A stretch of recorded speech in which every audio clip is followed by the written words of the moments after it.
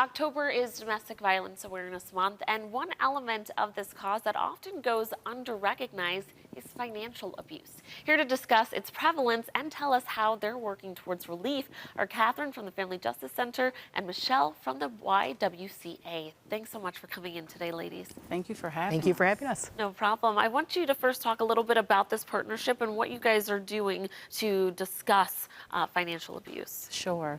The YWCA of Western New York is participating in a Week Without Violence initiative, and that will take place October 21st through the 25th.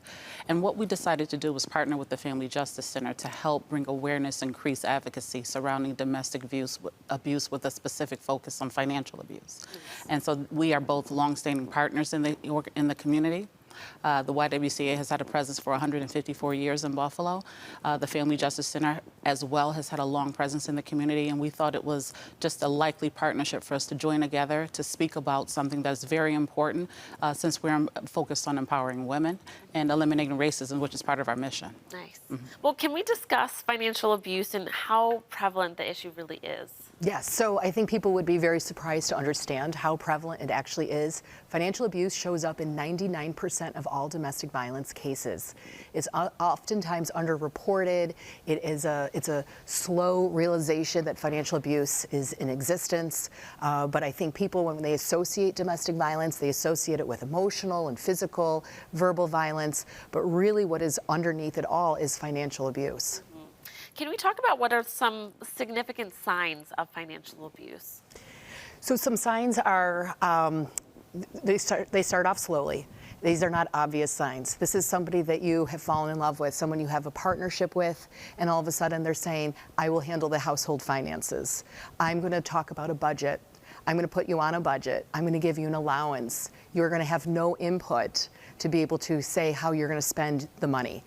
All of a sudden that gets further down a rabbit hole of, I'm denying you the ability to contact our banking institution or to use your credit card. And that is something we see a lot at the FJC is credit card abuse, where the partner is abusing the use of the credit card of the individual.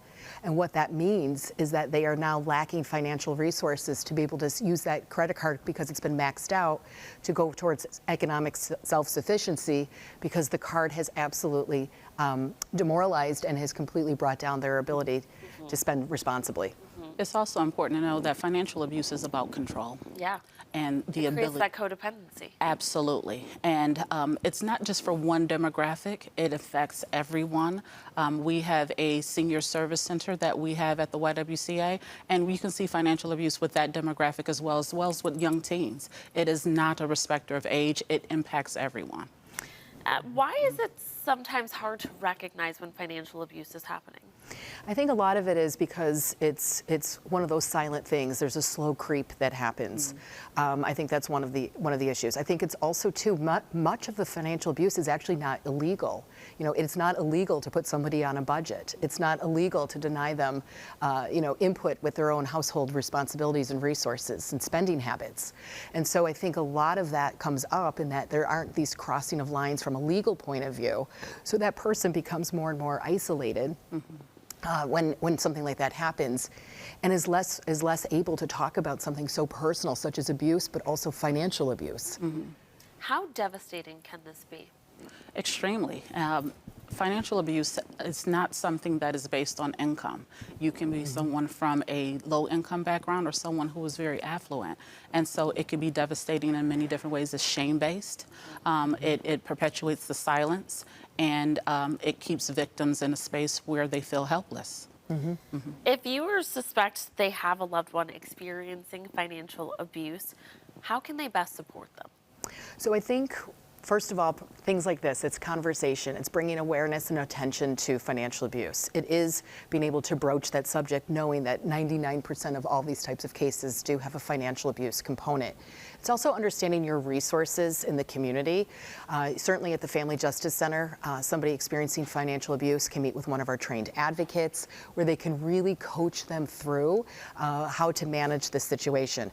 But there are also partner agencies in the area that also help with financial abuse abuse. We partner with Claro. Claro is on site at our office once a month, and that they are able to work on economic empowerment issues for any clients that come in or have an appointment scheduled with them. But it's also important to know that Center of Elder Law and Justice also has an elder abuse component rooted in financial abuse. So we link with agencies all around the Western New York area, and I think it's really about raising the awareness that there are supports in place if you suspect financial abuse of either yourself or a loved one.